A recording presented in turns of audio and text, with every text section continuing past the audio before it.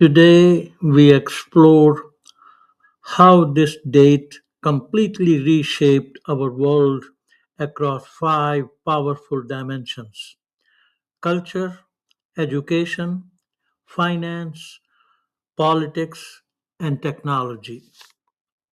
This day proves that history never rests. Let's dive into the fascinating interconnected events of this date that continue to influence how we live, think, and innovate today. So, without much further ado, let's go.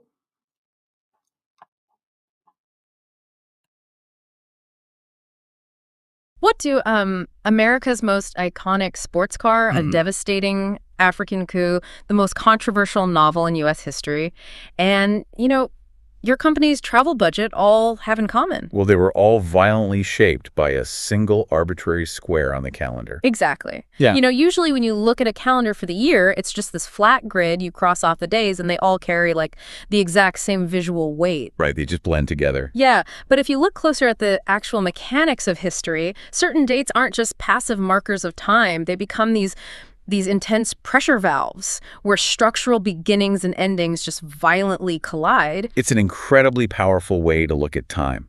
A specific date becomes this huge focal point for massive tension, forcing major shifts in, well, everything from infrastructure to geopolitics. For sure. So welcome to the deep dive.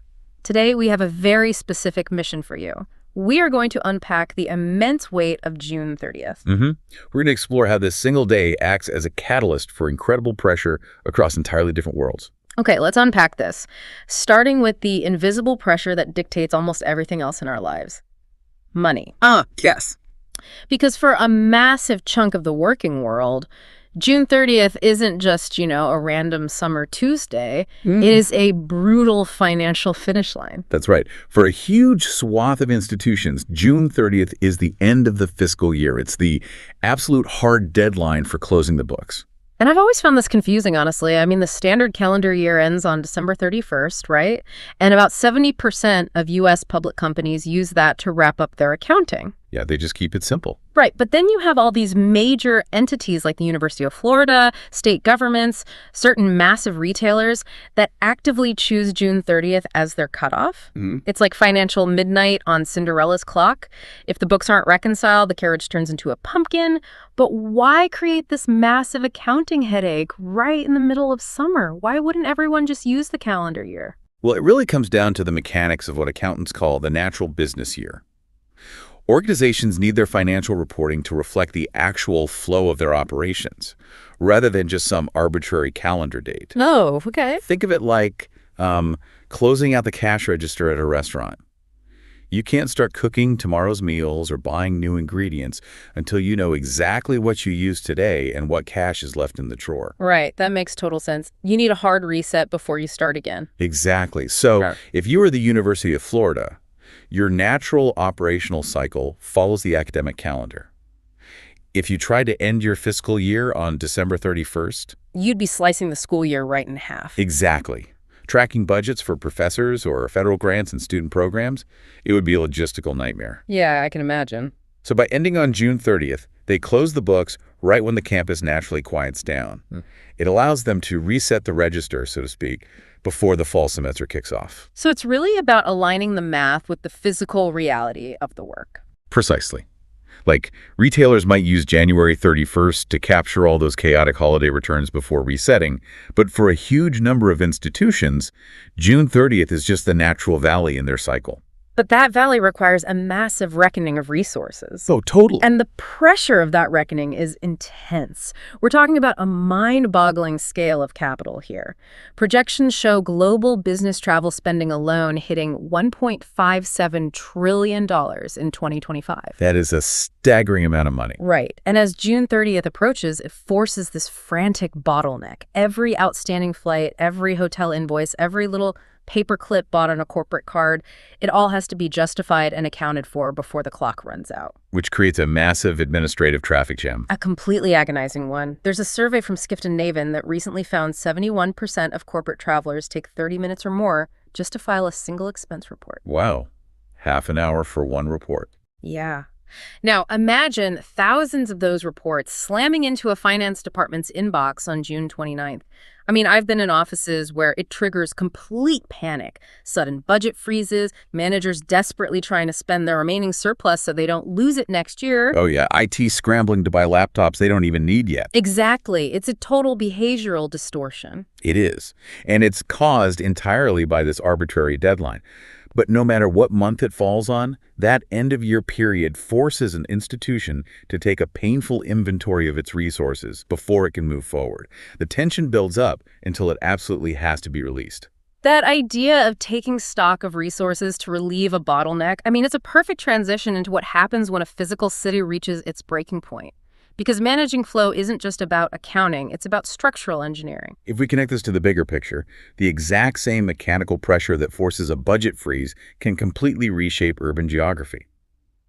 And late 19th century London was facing a historic physical bottleneck. A massive one. The city was expanding so rapidly, the port was booming with shipping traffic, and millions of pedestrians and horse-drawn vehicles were completely choked off trying to cross the River Thames. Right, it was unsustainable. And the solution they engineered officially opened on June 30th, 1894. The Prince of Wales cut the ribbon on Tower Bridge. An absolute marvel of engineering. Yeah, and the sheer scale of the resources they poured into relieving this pressure is just staggering. It cost roughly £1.6 million back then, requiring the relentless daily labor of over 400 workers. They laid down 31 million bricks, wrapping this massive steel skeleton in Cornish granite and Portland stone. And, the engineering behind it was incredibly sophisticated because it had to solve a paradox. It had to let towering mast ships pass underneath, but it also couldn't have massive, long approach ramps that would destroy the densely packed streets on either side of the river. Right, there just wasn't room. Exactly. So the solution was a bascule bridge. Wait, let's break that down. For the listener trying to picture the mechanics of this in their head, what exactly is a bascule? We're talking about a seesaw mechanism, right? Essentially, yes. Yeah. The word itself actually comes from the French word for seesaw. The roadway of the bridge splits in the middle into two massive leaves, or bascules, and each of these leaves weighed over 1,000 tons. 1,000 tons? Yes, and the genius of the engineering is that they used massive lead and iron counterweights hidden inside the bridge's towers. When those original massive steam engines pumped hydraulic fluid to move the bridge, the counterweights dropped, lifting the 1,000-ton roadway smoothly into the air in about a minute. That is wild. To move 1,000 tons in 60 seconds using Victorian steam power. It really is. And they didn't just trust the math either. Before it officially opened, they literally rolled steam rollers and traction engines over it, exerting over 54 tons per square meter, just to brutally test if this seesaw would collapse under the weight of London's traffic. They engineered it to withstand forces far beyond normal capacity. Yeah. But here is the fascinating psychological component of this public work. Oh, the public reaction. Because today, I mean, if you buy a postcard in London, Tower Bridge is on it. It is the defining visual symbol of the city. Absolutely. But on June 30th, 1894, a staggering number of people absolutely hated it. The Pall Mall Gazette, which was a major paper at the time, published this scathing critique calling the bridge an ungainliness and a variegated ugliness. Yeah, people despised it. It's like reading a completely unhinged one-star Yelp review from the Victorian era. Why the intense hatred for something so mechanically brilliant? Because structural solutions disrupt spatial memory. Engineering marvels almost always face initial public backlash because they violently alter the status quo of the skyline. Oh, I see. People are inherently resistant to aesthetic and spatial change, even when they are desperately begging for a solution to their traffic problems. They want the congestion relieved, but they really resent the visual intrusion of the mechanism that does it. So we demand a cure, but we complain about the taste of the medicine. Exactly. Now, Tower Bridge was all about moving the masses by throwing thousands of tons of heavy iron and stone at the problem. But if we jump forward exactly 59 years, Our next June 30th milestone uses entirely different mechanics. It's not about mass transit. It's about engineering the myth of individual freedom. Right, we're shifting from Victorian public infrastructure to the dawn of the American open road. June 30th, 1953. Flint, Michigan. The very first 300 Chevrolet Corvettes roll out of the factory. An iconic moment. Yeah, and they weren't mass-produced on some sprawling, automated assembly line. They were painstakingly hand-built. They all had a polo white exterior, a striking red interior, and a black canvas top. But the real structural gamble was the body itself. It was made of fiberglass. Which was huge. Using fiberglass was an incredible innovation for an automaker at that time. It was lightweight, it wouldn't rust, and it allowed designers to mold these sweeping, futuristic curves that you simply couldn't stamp out of steel. But I don't get it, because it looked like a rocket ship, right? When we think Corvette, we think raw, deafening American muscle. But beneath that futuristic fiberglass shell, the mechanics were terrible. They were. It was fitted with this mild blue flame 6-cylinder engine, which was basically an old truck engine, and a 2-speed power glide transmission. I mean, it was severely underpowered. It looked like the future, but it drove like a golf cart. What's fascinating here is that it was an aesthetic triumph, but a complete mechanical disappointment. The gap between what the car promised visually and what it actually delivered on the road was disastrous. Yeah, people noticed. By 1954, Chevrolet had ramped up production, building over 3,000 units. But they were just sitting there rotting on dealer lots. The performance just didn't match the price tag. So if I'm a General Motors executive in 1954 and I've got thousands of these sluggish, expensive plastic cars that nobody wants to buy, I am absolutely killing the project. Why on earth did they double down? How did this survive to become an icon? It survived purely because of market pressure. In 1955, Ford launched the Thunderbird. It was a sleek 2-seat car with a V8 engine, and it immediately started crushing the Corvette in sales and public perception. Oh, so it was the rivalry? The threat of the Thunderbird, the fear of being publicly humiliated by a rival, is what finally forced Chevrolet executives' hands. They realized they couldn't just sell a beautiful shell. They had to deliver the mechanics to match it. So they dropped a powerful V8 engine into the Corvette. The pressure of competition literally forced the car to become the legend it was supposed to be. It wasn't born perfect on June 30th. It had to be violently course-corrected by the free market. Exactly. Now, the Corvette engineered a very specific, forward-looking myth of the American future: speed, technology, and looking ahead. But if we roll the calendar back to June 30th, 1936, we see the release of something that engineered a profoundly backward-looking mythology. Yes, you're talking about a piece of fiction that shaped collective memory as powerfully as any infrastructure project. The publication of Margaret Mitchell's Gone with the Wind. Right. Margaret Mitchell publishes this sprawling novel on June 30th, 1936, and the immediate impact is staggering. By December of that same year, right in the middle of the Great Depression, it sells 1 million copies. It wins the Pulitzer Prize. It was a phenomenon. And the title, interestingly enough, comes from an Ernest Dowson poem about erotic loss involving a woman named Sinara. Yeah. Now, as we dive into this, I want to be clear that we're just reporting on what our sources say without taking sides on the politics of it. But we have to talk about the immense controversy here.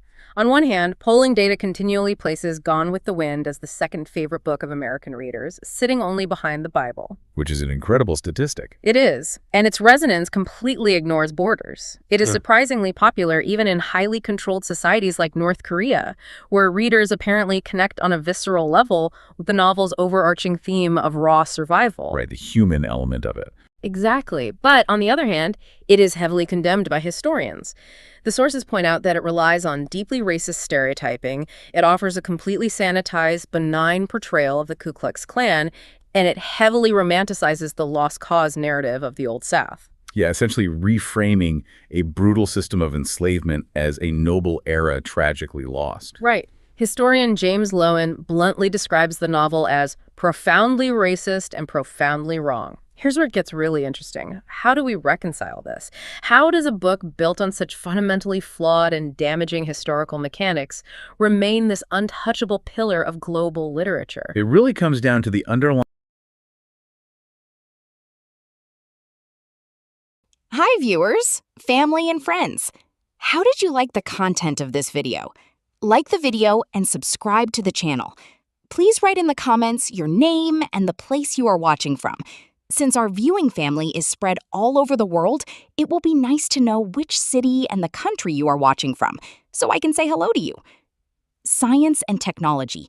Reading and listening to the historical accomplishments on this date of those who have gone before us, I, as a professional engineer with interest in structural engineering, energy-efficient buildings, ICF construction, and as Google Docs expert with interest in spreadsheet-based solutions, draw inspiration to ask of myself the million-dollar question.